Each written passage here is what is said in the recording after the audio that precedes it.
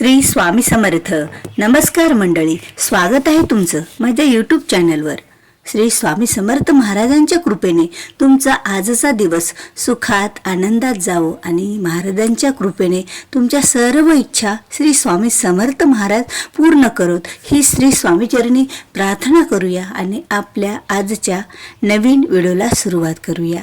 व्हिडिओच्या माध्यमात तुम्ही जाणून घेणार आहात की नवरा जर तुमचं ऐकत नाही, मुले हट्टीपणा करतात, घरात छोट्या छोट्या गोष्टीवरून भांडणे होतात, पैसा टिकत नाही, कर्ज वाढले, मग काय करावं सुचत नाही. सर्व गोष्टी आपल्या जीवनात मध्ये ठीक होण्यासाठी आपण हा एक उपाय करूया. तुम्ही स्वामी भक्त असाल किंवा स्वामी भक्त नसाल तरीही तुम्ही ह्या उपाय सेवा करू शकता.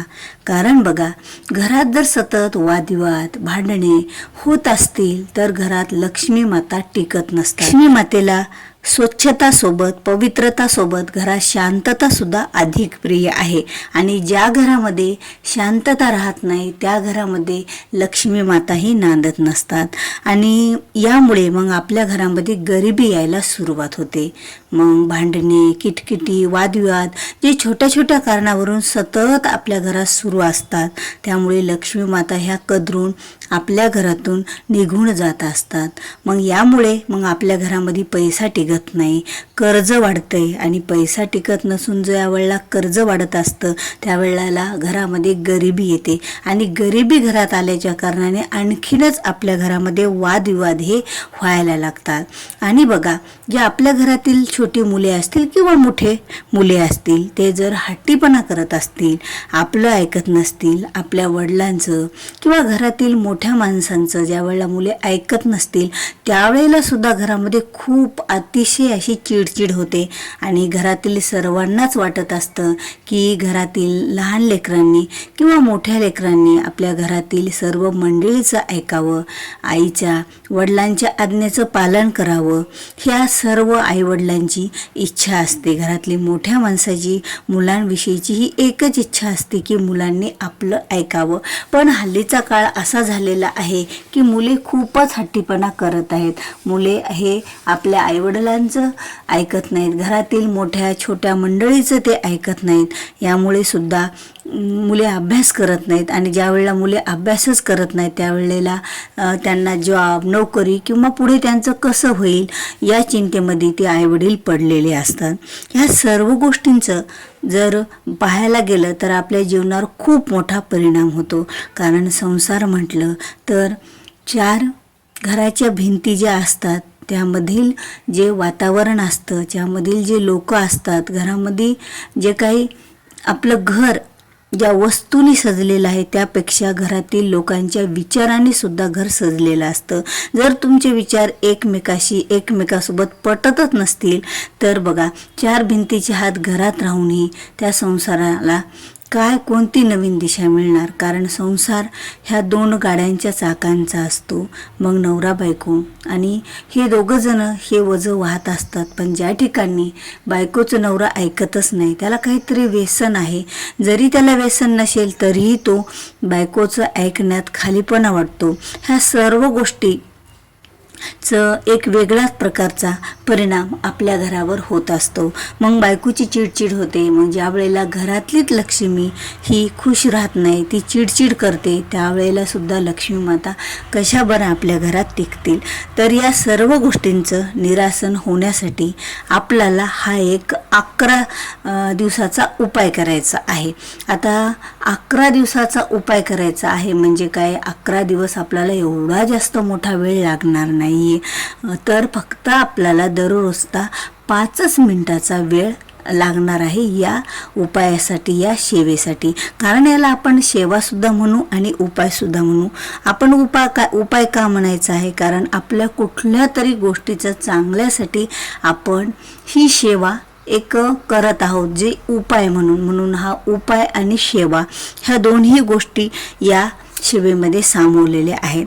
तर काय करायचं आहे महिलांनो, तुम्ही हातपाय तोंड स्वच्छ धुवून घ्यायचे. मग आता तुम्ही जर स्नानादी झाल्याच्या नंतर जर लगेच हा उपाय करत असाल तर मग तुम्हाला काही गरज नाही. पण तुम्ही दिवसभरातून इकडे तिकडे कुठेतरी तुमची लागालाग होती, कुणीतरी तुम्हाला येऊन लागतं, विटाळ चंडाळ होतो आणि आपल्याला फ्रेश वाटत नाही, त्यावेळेला तुम्ही हातपाय तोंड धुवून गोमूत्र घ्यायचं. आणि जर तुम्ही सकाळी आंघोळ झाल्याच्या नंतर लगेच हा उपाय करत असाल, ही सेवा करत असाल, तर मग तुम्हाला काही हातपाय वगैरे तोंड धुण्याची गरज नाही. पण तुम्ही दिवसभरातून ही सेवा, हा उपाय रात्री झोपेपर्यंत कधीही एकदा करू शकता. जेवण खावण करून सुद्धा उपाशी सुद्धा राहण्याची गरज नाही आणि उपवास सुद्धा धरण्याची आपल्याला या सेवेमध्ये गरज नाही.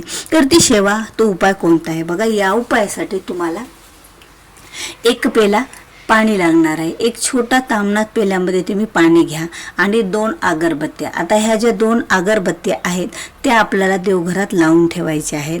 आणि एका पेल्यामध्ये आपल्याला पाणी घ्यायचं आहे आणि तो पेला एका पाटावर ठेवायचा आहे. आणि आपण एका चटईवर बसायचं आहे. जी चटई आपण देवपूजेला वापरतो ती शुद्ध आणि पवित्र स्वच्छ अशा चटईवर तुम्हाला बसायचं. पुढे पाट ठेवायचा, पाटावर एका पेल्यात पाणी ठेवायचं आणि नंतर ती अगरबत्ती वाळून घ्यायची. स्वामी समर्थ महाराजांना मुजरा करायचा आणि 3 बोटे त्या पाण्यामध्ये बुडवून आपल्याला तारक मंत्र हा म्हणायचा आहे. आता तुमच्याकडून जर तारक मंत्र 3 वेळा म्हणणं झाला एका वेळेस बसल्या जाग्यावर तर अतिशय चांगलं राहील. किंवा आम्हाला वेळ नाही तरी तुम्ही 1 वेळा सुद्धा हा तारक मंत्र म्हणू शकता. मग जे तुम्ही तोपर्यंत कुणाशीही मध्ये तुम्हाला बोलायचं नाही आहे. कुणाशी कॉल जरी फोन जरी आला तरीही उचलायचं नाही, कारण ते तारक मंत्र म्हणणं पूर्ण होईपर्यंत, परत स्वामींना मुजरा करून उठेपर्यंत तुम्हाला कुणाशीही बोलायचं नाही. ही एक काळजी हा उपाय करताना, ही सेवा करताना आपल्याला घ्यायचं आहे.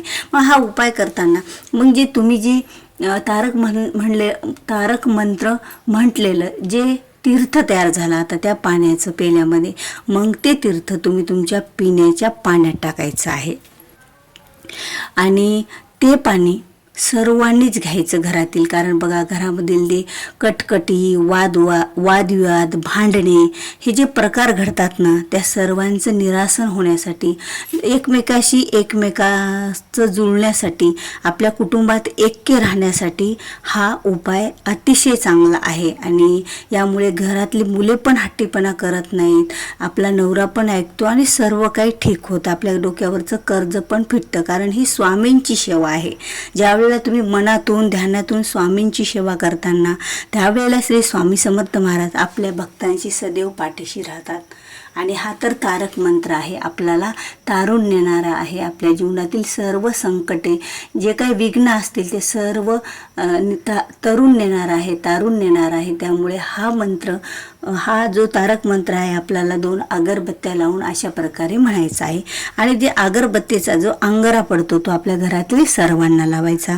आता तुम्हाला वाटते की माझा पती या गोष्टीवर विश्वास ठेवत नाही नवरा, मग त्याला कसा अंगारा लावा, तर तुम्ही त्याच्यात थोडासा पिण्याच्या पाण्यातच मग त्याला, जे पाणी तुम्ही आता माठात टाकलं किंवा जे पिण्यासाठी पाणी वापरतात ते तारक मंत्र तीर्थाचं जे तीर्थ तयार झालं तारक मंत्राचं, ते पाणी जे त्यावेळेला तुम्ही त्या माठात टाकतात त्याच वेळेला थोडंसं तुम्ही त्यामध्ये अगरबत्तीचा अंगारा सुद्धा टाकून ठेवायचा.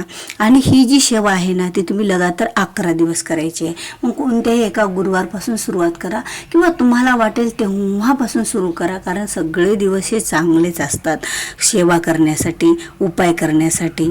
तर स्वामी समर्थ महाराजांच्या या सेवेने आणि या उपायाने आपल्या सर्व खरंच आपल्यावर जे काही आपल्या घरामध्ये वातावरण आहे, जे काही वाईट गोष्टी आहेत आपल्या घरातल्या, आपल्या मुलांच्या, आपल्या नवऱ्यामधल्या किंवा आपल्यामधल्या, आपल्या घरामधील जे भांडणे, वादविवाद, काही टेन्शन असतात त्या सर्व गोष्टी ठीक होतील. आणि भलेही आपल्या डोक्यावर किती मोठं कर्ज होईल ते सुद्धा आपलं मिटेल आणि घरामध्ये पैसासुद्धा टिकायला लागेल. कारण हा तारक मंत्र खरंच खूप श्रेष्ठ मंत्र आहे आणि हा तारक मंत्र स्वामींना सुद्धा खूप आवडत आहे.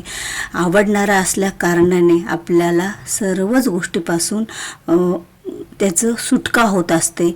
म्हणून तर ही जी सेवा, हा उपाय तुम्हाला 11 दिवस करायचा आहे. तर तुम्हाला हा माझा व्हिडिओ आवडला असेल तर व्हिडिओला लाईक करा, जास्तीत जास्त महिलांपर्यंत हा व्हिडिओ शेअर करा, जेणेकरून त्यांनासुद्धा याविषयीची माहिती मिळेल. आणि चॅनलवर जर नवीन असाल तर चॅनलला सबस्क्राईब करायला विसरू नका. भेटूया पुन्हा अशाच एका नवीन माहितीपूर्ण व्हिडिओसोबत. तोपर्यंत बोलत राहा. श्री स्वामी समर्थ. जय जय स्वामी समर्थ.